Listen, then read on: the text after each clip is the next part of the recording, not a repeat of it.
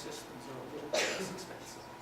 So I'm not asking a normal question, but then the columns are difficult for me to do in the second row, which makes me think that I apologize. I'll say again, the big blue part here is the public spending. The smaller part in the middle, sometimes it's big for us, is the insurance costs, and the top part is the out-of-pocket expenses. Okay. I don't know whether we should we just, I think I'm supposed to just move on and wait for questions. Other questions. Sure. If median household income is 61,000, median household income, and in 2007, per person it was 7,500, and 4,000 of that was per person out of pocket or my premium. The premiums now per householder in excess between premiums out of pocket are well over $10,000. So this doesn't begin to represent, if everything was in your tax, 1.38% that's Medicare, neither one of you has talked about every household, every employed person is already paying a Medicare tax. And they're paying for their premiums, which are skyrocketing, not including their deductibles and their co-pays. Can you take that into account when you start talking about the savings? Because if you're going to talk to the average person about what their cost is, they need to understand where that tax replaces how much they're spending. But before you answer, can I just say, Ken, please answer, but let's do the questions after Ken finishes in 5 minutes or so, and after our other two speakers get to speak. So let's try to answer this, but let's hold the rest of the questions until afterwards, if that's okay. I can Okay. So here's a slightly different perspective on similar data. This is 21 OECD countries. And you will see here, quite surprisingly, according to these data, here it's presented as the percent of the total healthcare expenditures that are out-of-pocket private health insurance costs and business. And you will see, quite surprising, I was actually very surprised to see this. The US is lower than every country here other than France, independent of whether you're in terms of the out-of-pocket expenditures. You see single payer or not single payer, the out-of-pocket expenses as a percent of total expenditures are in fact greater in these other countries. But that's a percent, not a dollar. That's percent, that's not the dollar amount. The US, we pay more for everything. I mean, there's no hiding that. The bottom line, every country that finds that what Sanders promises is impossible. It has never happened. They would like to not have out-of-pocket expenses, but they do, independent of whether they're single payer. You can't provide insurance that covers everything with out-of-pocket expenses. It just doesn't work. How much time do I have? 1 or 2 minutes. 1 or 2. Oh, that's, in case you're falling asleep, has nothing to do with health care, but there you go.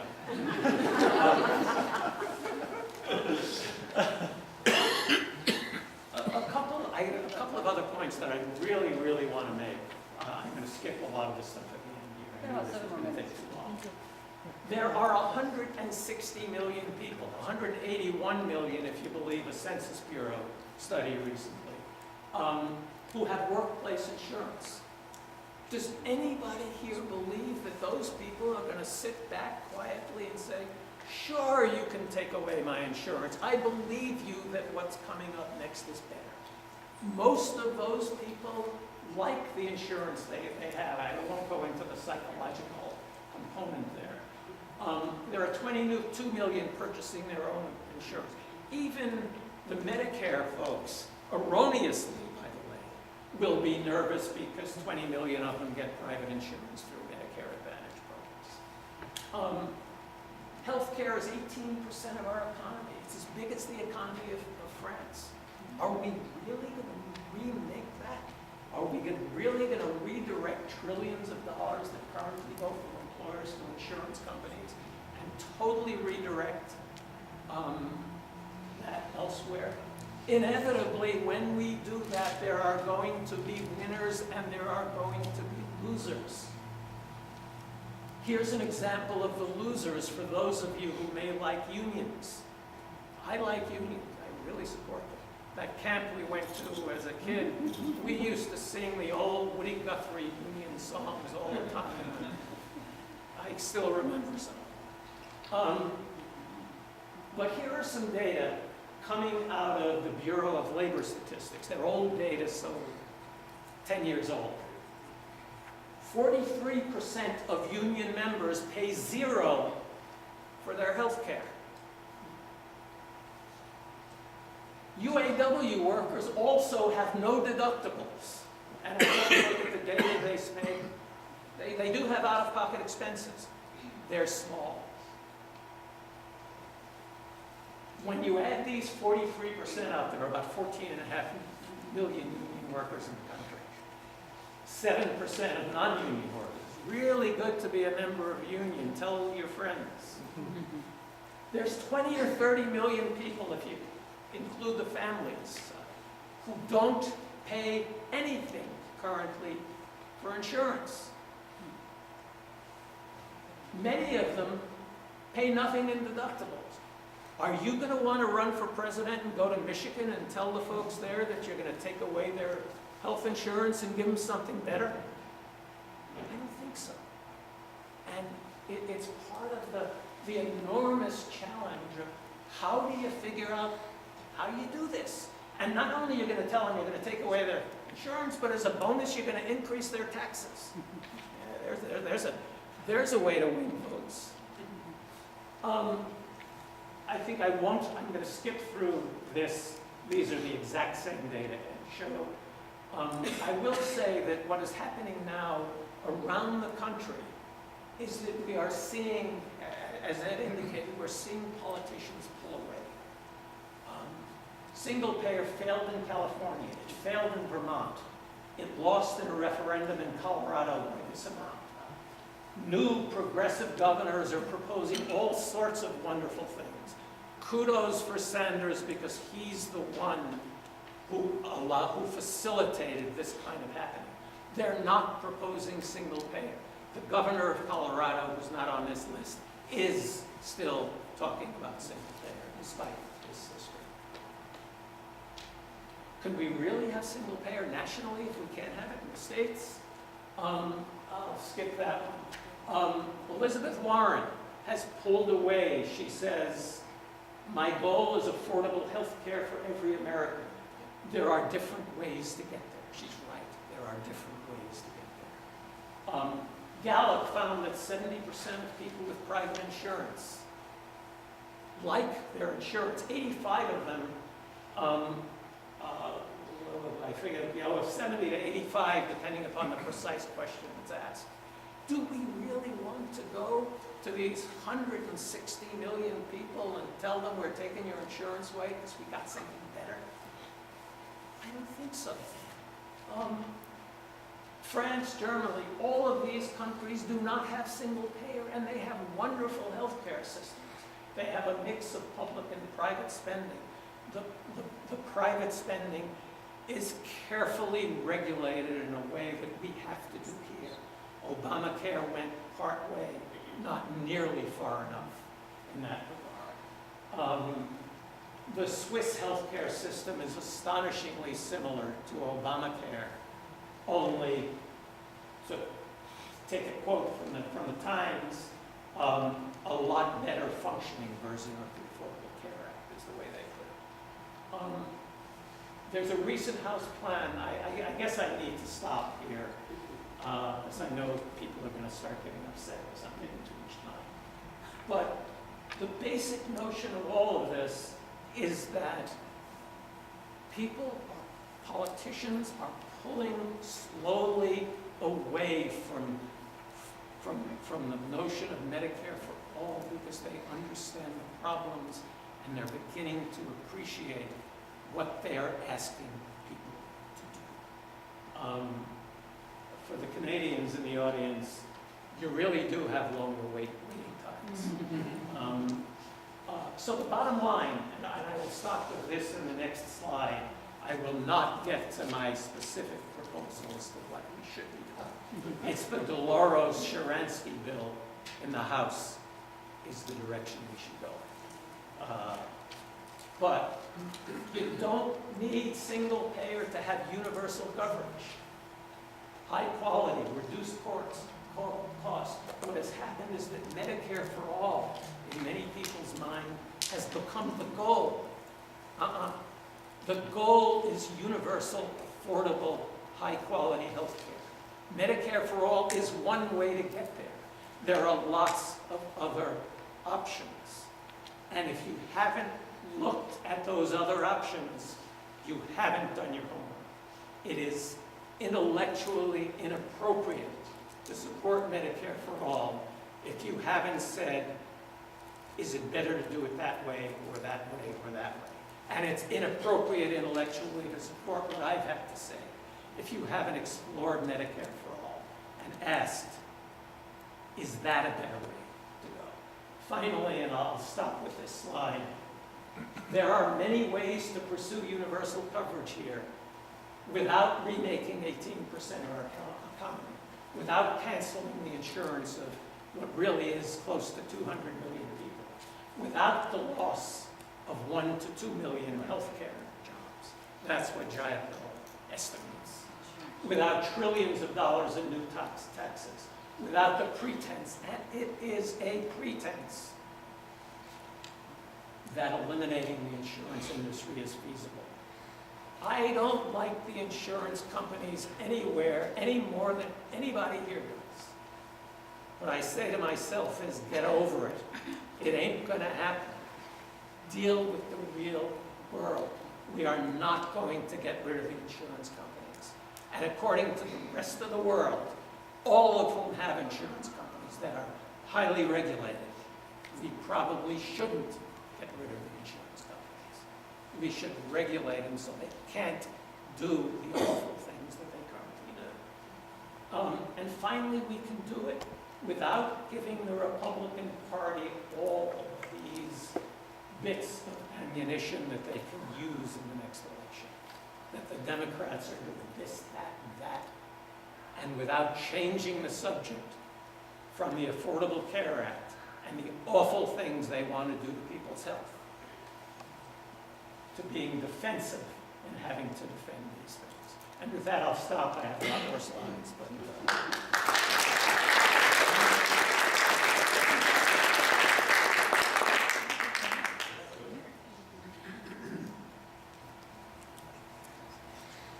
I'm going to go up here because I don't have slides and I have some notes on my computer. So I will try to speak loudly. Use the mic, please. Oh, okay. Sure.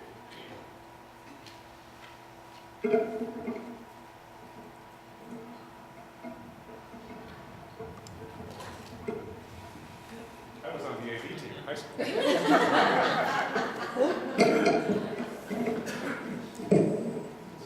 right, that's great. Can people hear me better now? Okay, great.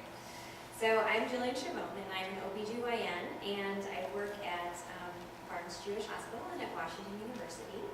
And just to give a little bit of information, you know, I got back into working with PHP in Missouri, as I had been involved in Minnesota previously, because of my frustrations with our current healthcare system. So I see patients in a variety of clinical settings, and every week, if not every day, I have patients that can't afford the treatments that I recommend and can't afford proper healthcare or proper health insurance coverage. So it's a little bit difficult to do rebuttal at this point because the sort of premise of this talk was comparing the idea of Medicare for all to a public option. So we talked a lot about the drawbacks of Medicare for all, but not a great deal about the positives or how actually a public option would work. So I don't know everything about the systems that are working in other countries, and I think that those are possibilities and things we could look into, but I will say that one thing I know is even in European countries where they have they do a much better job covering people. They do still have increasing costs, and partly that's related to the fact that they still have private insurance companies. And so their costs are not stabilized or going down, they are also increasing in those countries. So the other thing that I know is that there are multiple ways to potentially implement a Medicare for all, and that there are things that we can look at and how to implement that and make that work better. But just to sort of go back to what we were initially talking to, which is comparing Medicare for all to a public option, I would just say that, I see patients in very different settings. I have patients in a clinic that's sort of a safety net clinic where people are either uninsured or have Medicaid. I see patients in a private insurance clinic. So my patients in the safety net clinic, often they can't afford even basic tests like ultrasounds that are really important for basic diagnosis and information that we need to treat them. But even my insured patients, they often can't afford the treatments that I recommend. Sometimes it's because their insurance company denies coverage, and sometimes it's because the incredible costs of certain things like pharmaceuticals. And the problem with this, looking at a public option, that would not remedy these particular issues. So a public option does not have the same bargaining power with insurance companies, with medical equipment companies, technology companies, because not everyone would be covered in the same thing. It would just be another small group of high-risk individuals, and we would not have that same bargaining power. A public option, again, does not guarantee comprehensive coverage, which, although there's difficulties with that, I think that's a goal to work toward. It would not cover everyone, so not everyone would be able to even afford the public option, and not all employers would offer it. And we would still have an extremely complex, extremely fragmented health insurance system, and one that still has a tremendous amount of money that's spent on overhead. So not only does health insurance itself not add any value to our healthcare, but then there's an incredible amount of money spent on overhead that you would not have in the Medicare for all system.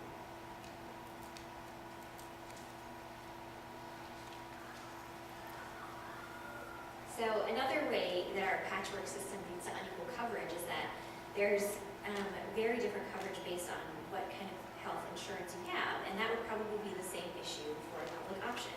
So, for example, for birth control, it varies incredibly in even if you have Medicaid, what state you have Medicaid, what type of coverage for reproductive health care you have, varies a tremendous amount, and it varies based on your employer.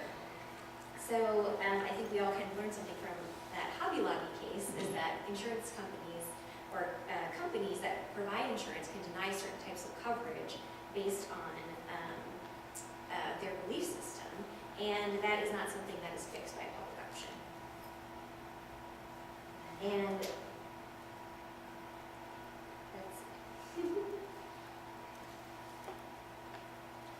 so overall, with a public option, there's just far too many loopholes to providing good, comprehensive coverage. And if you think that this is going to be an easier political lift, it might be.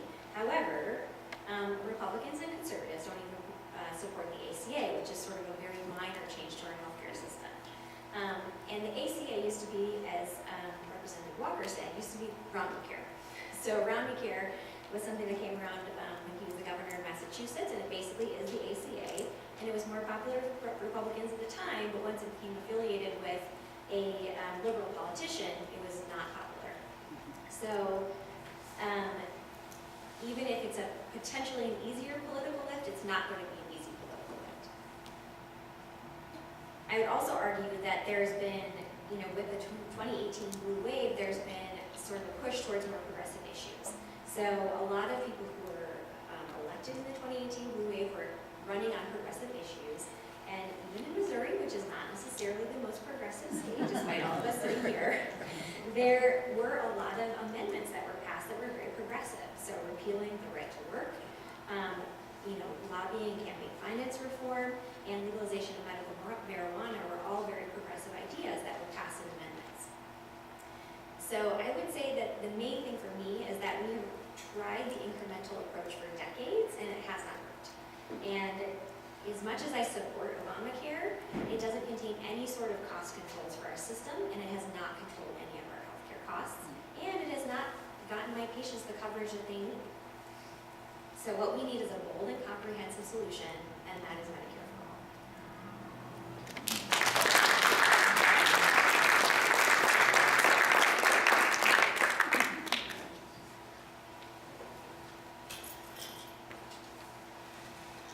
All right, so you've been sitting around listening to people for an hour and 20 minutes, so I'm now going to give you the answers to the quiz. So I'm not agrees, I'm in endocrinology and metabolism. I study clinical nutrition. I work with Ken and from all over the world now, in Rwanda predominantly.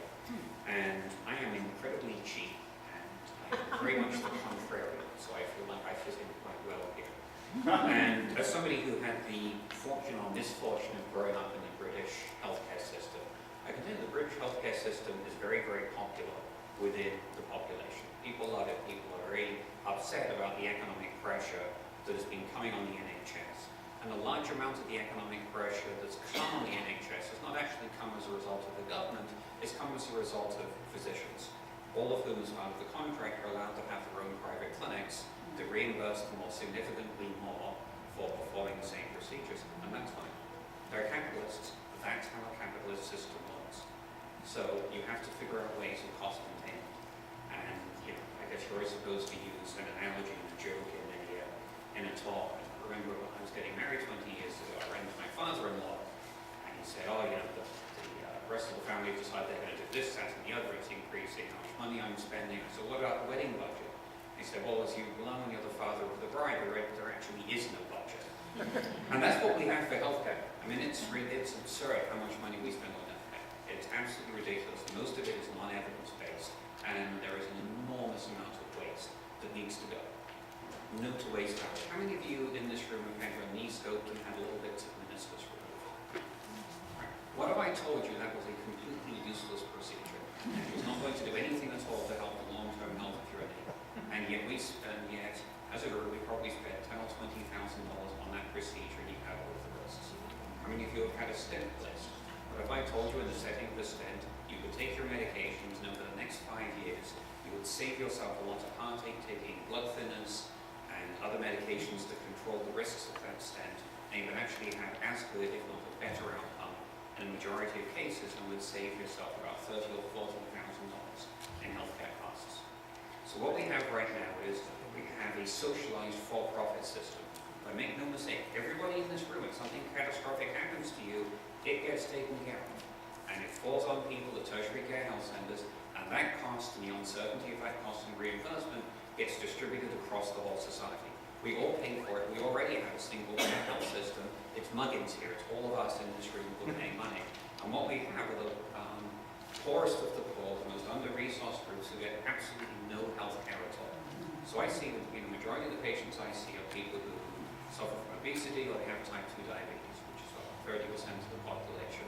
They don't need to see me. What they need is some support within their community. They need to see a nurse and to be put on inexpensive medications and told how to manage their disease.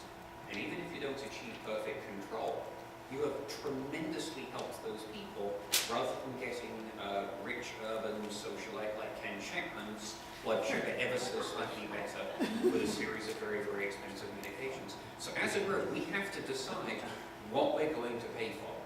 And what we're paying for at the moment are a number of unnecessary procedures. I had someone in the hospital the other day who had a coronary bypass, who has stage 4 cancer in another 6 months. And the answer for why was this procedure done was because the insurance company would pay for it. And it will improve the quality of life over the remaining 4 months of her life. And this to me is immoral, because that money comes out of caring for women and children. It comes out of putting that money into other things that could help society. How are we going to build a wall if we spend all of this money on it?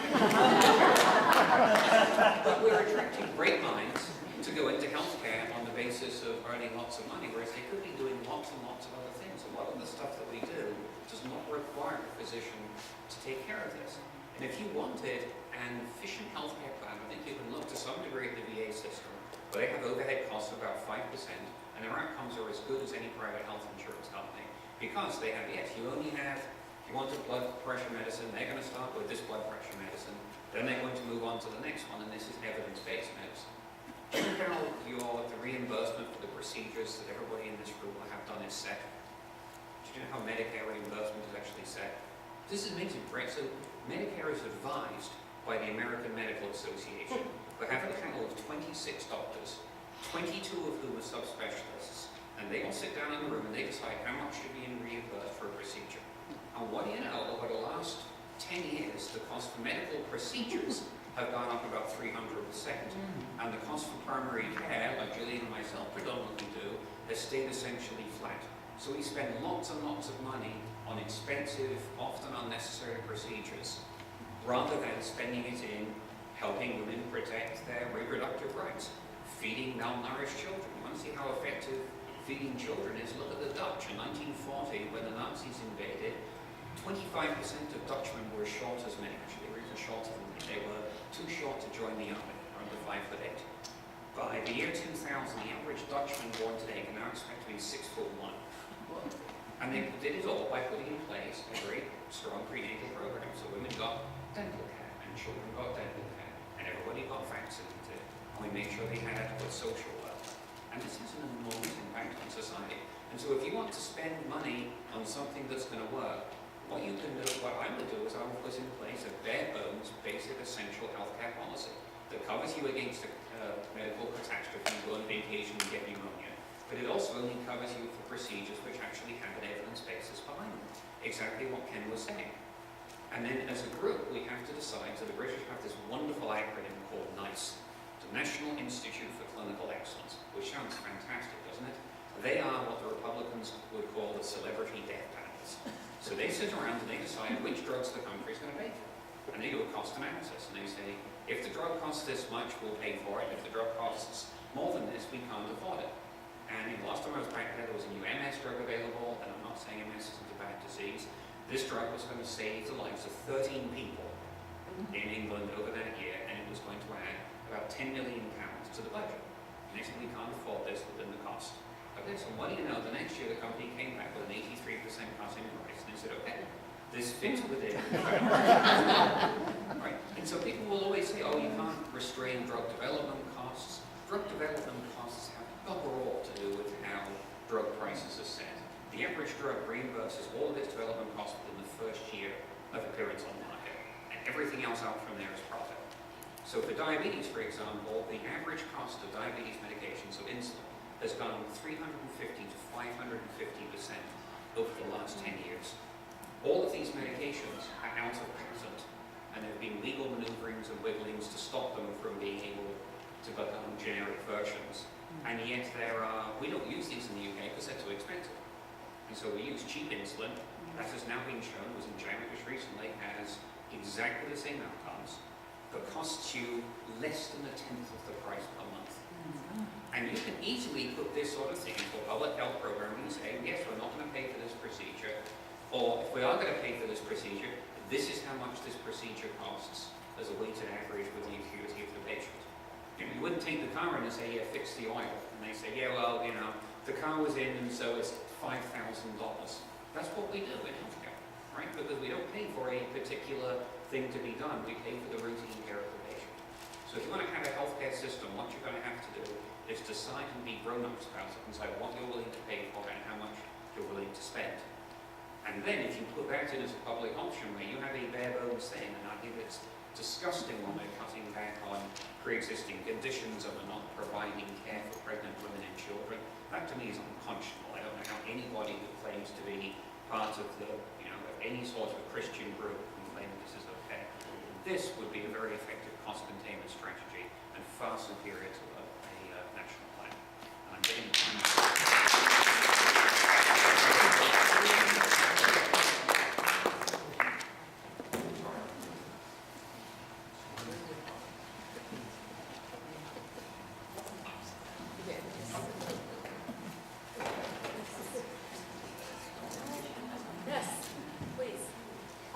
I'd actually like to offer a piece of information for the audience. If you'd like to know more about the cost of healthcare in the United States, McKinsey did a study about 10 years ago, the cost and quality of healthcare in the United States, And if you download the McKinsey study, it will make it perfectly clear. Our cost, and the major cost in the increase in healthcare is doctors. Well, yeah. Whoa. No, Yeah, let's get to that question that we. Let me change, that- let me just make it more generic. Okay. Okay? Thank you all very much for so many thoughtful perspectives, some more in depth than others. When we want to talk to our fellow Missourians about the cost of care, and they think, as one said, oh, I like my private insurance. They don't, because what they're paying in premium and out of pocket, and then the rigmarole they have to go through, they don't begin to have the hours to entertain 6, 12, 15 call contacts to try to amend a bill or acquire the care that has been recommended but is being denied. So for them, but we're going to take away your health care, we'll scare a Missourian, but for them to understand that when you move to an alternative, that there's something there. So how do we discuss with them what they're already paying in taxes, premium, and out of pocket versus what a universal access plan would be? So I'll start first. I mean, that's the, what is it? Go ahead. $3.2 trillion question, I guess. You know, I recall a couple of years ago when I was working for the Missouri Foundation for Health. I mean, it goes right along with what Ed and the others were saying, just about the lack of, I guess, comprehension and understanding that people have about what their health coverage means and what the different components mean. There was this, wasn't really funny, but you have to laugh to keep from crying. I think it was Jimmy Kimmel or somebody that was going around asking people if they liked Obamacare, if they liked the Affordable Care Act, and they were like, no, I hate it. And then they asked, well, would you like the idea of keeping your kids on your insurance until they're 26, and would you like the idea of, and so when you broke down what the different components of the ACA were, the responses were a lot more positive. You know, like I said, I don't know. I mean, but here's the thing about it. It's also a situation, and I'll be, whatever. People know where I stand on a lot of things. So this is not politician core. This is just me. There's definitely a real incentive for big players like the pharmaceutical companies, like the insurance companies, to keep people misinformed and to keep people confused.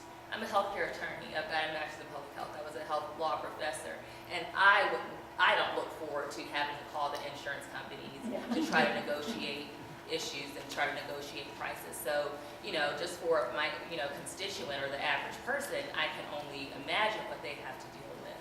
And so, I think that those are some of the real forces that we have to deal with and push against in trying to make any sort of change.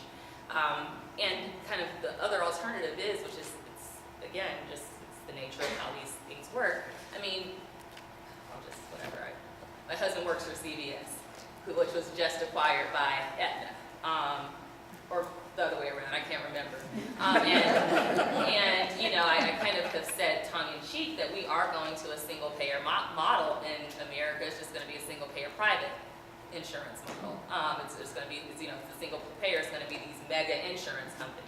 But, they were able to put together cute little cartoons explaining that this is where you go to see your CVS person. And this is where, they could do that for other stuff too. They can do it for, explanation of benefits. They can do it for, helping people understand this is what your copay is, this is what your deductible is, this is what, this is how you can make sure that you're healthier. But they don't have any incentive to do so. And so until we really start to address some of those perverse incentives that I think a lot of these really, really big industries and companies have to keep people misinformed and to keep people not really understanding what's going on. Yes, I saw someone, follow the money. So, sorry to be so cynical, but that's real. If I could comment on that too, it seems like we are so far apart. It seems like folks across Missouri are really focused on what they would lose, and it seems like the change is such a heavy lift. But Missouri Healthcare for All, who's at the back door back there, did this interesting thing. They had some of us going around speaking door to door with folks in the most rural, conservative parts we could find, and I was lucky enough to be one of those folks. So I went to this house about 2 hours away from here, and they had a giant Trump sign in front, which is why I picked that house. They were the most conservative-looking house I could find. And I went to the door, and I talked to the woman inside for about 10 minutes, and the goal wasn't for me to lecture her. The goal was for me to hear her, what she had to say. And I'm not making this up, I swear to God, I'm not making this up, but I'm in a synagogue, I'm not making this up. She said, about 10 minutes in, she said, you know, she said, I look at the TV, I can't do accents, I look at the TV, and people from Canada and from England, they's all skinny. And I go around the Walmart, and they're all like me, fat. And she said, and that's her word, with that emphasis. And she said, so they must be doing something right in Canada and England. Why don't we just do what they're doing here? And I'll point out she didn't use the word muggins or bugger all in the conversation. So the point is, I don't think it's that hard. I think it's this veneer that we disagree about, but I think at our core we actually are much closer. Well, if I would, I heard Tom Scully, Republican thought leader in healthcare, and Chris Jennings have a discussion. The differences between them on healthcare is this big. But they said, don't tell anybody we're in the same room talking to each other. I was encouraged when we started with the idea that healthcare is a human right. Not health insurance is a human right, but health care is a human right. And if we can afford to go to war on Iraq and Afghanistan and supply Saudi Arabia for their war on Yemen, we certainly can find the, which is not a human right, by the way. We certainly can find the money to provide health care for all as a human right. And it's not about covering, but it's access, and it's the actual care, not the insurance. But we have to be careful that people don't access that health care too often. And that's been one of the, I feel bad for the people who wrote the ACA because they were totally handicapped by, it was the Tocqueville said, the tyranny of the minority. You had all of these little niche groups who, well, you can't do this, you can't do that, and it's death by 1,000 paper cuts. But one of the bad things about the ACA is it's been encouraging expensive acute care. And somehow we have to disincentivize that. I don't know how to in a humane way, other than education. And Barnes does some stuff with hospital services, but we have to disincentivize acute expensive care. Let me address that question in the following way. I had, on one of my slides, which I removed, I used a word that is forbidden in the healthcare domain. Capitation. Ration. We ration care in this country in the worst possible way. We do it by your economic circumstance. Every single country in the world rations healthcare in one way or another. Nice that you mentioned the British system for deciding what drugs and other things should or shouldn't be covered. They sit down and they say, I think it's £22,000 per quality adjusted life here is the figure they use. If it costs more than that, we won't cover it. Now, when you don't cover a drug, in part because there's another drug to use, every now and then, I'm going to not respond to the first drug, and I will respond and would have responded to the other drug that isn't covered. The MDs here can talk more precisely about that than I can. Sarah Palin would call that a death penalty. Every country rations health care. England does it in that way. In Germany, they have a federal body that decides on the maximum amount that a hospital can spend. And they get a budget.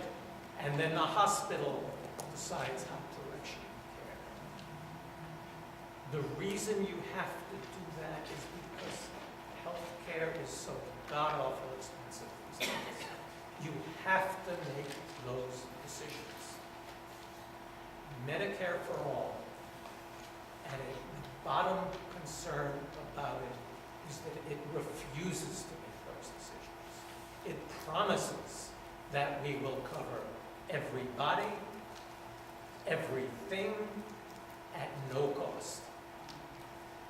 That is ultimately, as healthcare becomes more expensive, as our imaging devices go from 1 million to 2 million to purchase them, that is a recipe long-term for disaster. So It will never happen.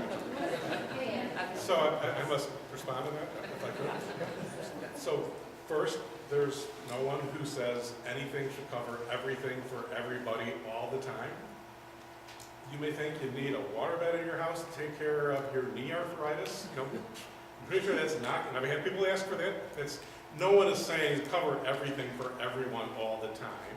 And on a drug list, for example, you come up with the best approach for the largest number of people. That's what Express Scripts does. That's what everybody does. And then you have an evidence-based exceptions policy. You don't build a program making sure that 100 people have access to the thing that costs $5 million and duplicate something for $5 that only one person needs. What you do is you make 99% of people have everything that they need that's medically appropriate. And then you have an easy, that's what the VA does. It has these outcomes. You have an easy evidence-based process for the people that need the program. But the key to saving the money is to eliminate the perverse incentives today that pay, as you heard, that pay crazy high amounts for things in the absence of their evidence. When you put a national budget in place and change things in this way, then you can actually finally have in place a system of governance whereby the resources are spent as they need. You go 1 mile north of here and I behoove you to find a doctor or a clinic. 1 mile north of here. You're down the street from one of the world's best hospitals because nobody pays for those people 1 mile north of here. If you put in a program where everybody in the country had the same kind of insurance, there would be a green field 1 mile north of here where physicians and hospitals and clinics would want to rush in and become the brand name doctor or clinic for that community. So it's not that you have to be arcane and say, no, you can't have your yada yada. No, change the governance, change the incentives, change the alignment, build a business case for the stuff that makes good public health sense, and then you don't have to have this micromanagement stuff that is so scary. You don't have to do that. And I just want to say, that I absolutely agree with the idea that healthcare is a right. I don't know how many people really do, though. So it kind of goes back to that whole Medicaid work requirement thing. But how many, at least people that I work with in Jefferson City, let me be very clear. At least, in the people that are part of the president's party. When I think that a lot of them, it's pretty clear that a lot of them think that it's a privilege. It's pretty clear when they say that in order for you to be eligible for any sort of health care coverage or to be deserving of any health care coverage, you need to have a job.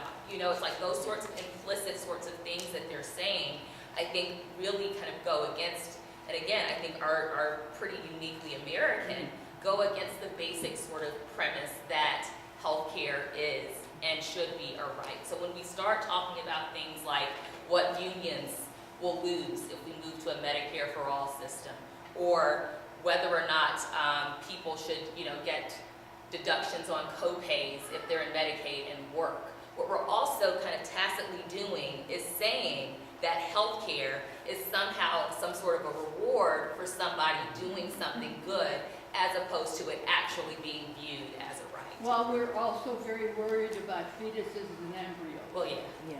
I just wanted to give a one-sentence comment related to what Ed was saying.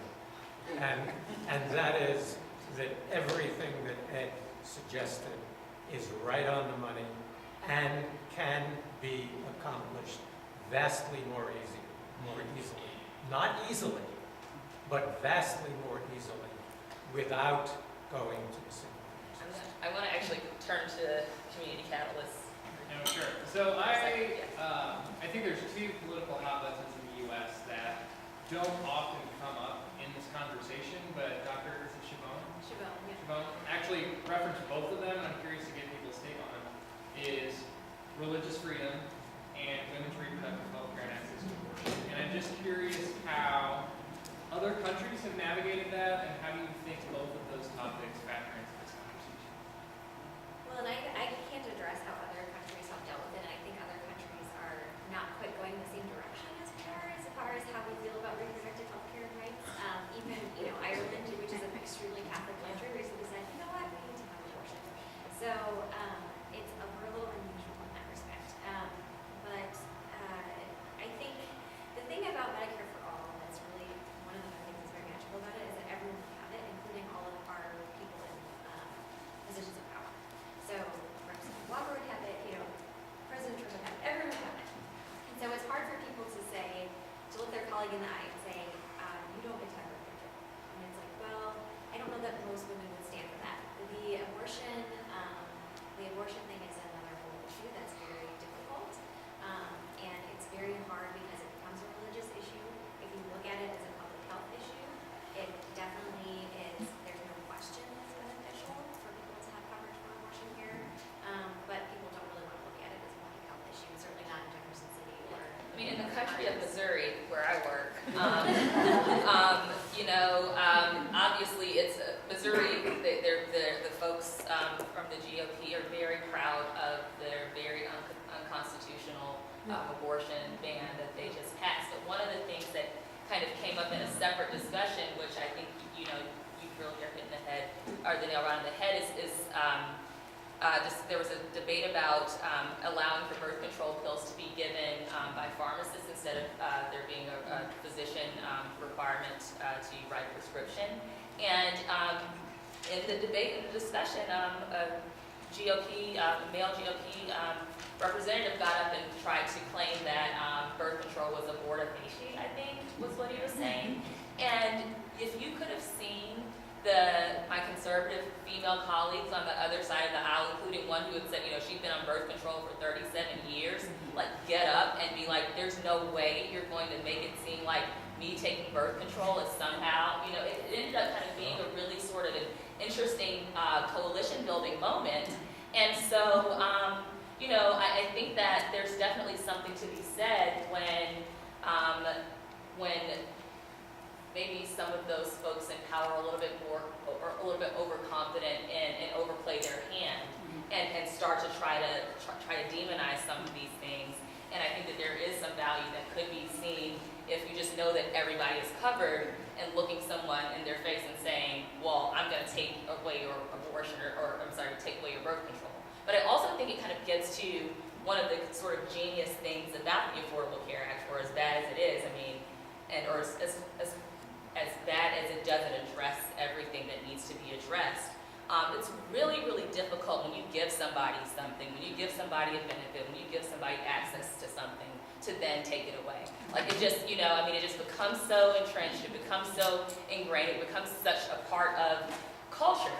That's kind of what has happened with the Affordable Care Act. People have gotten so accustomed to and used to the fact that they know that their kid can stay on their insurance until 26. Trying to take that away from someone without having some sort of alternative is a very difficult thing. And I also think that kind of points to the bigger picture and the bigger discussion that we're having right now about Medicare for all versus the public option, and whether or not we are able to actually remove the employers from the discussion about how people get access to the basic right of health care, because it has become such an entrenched part of how most people in this country receive their health coverage.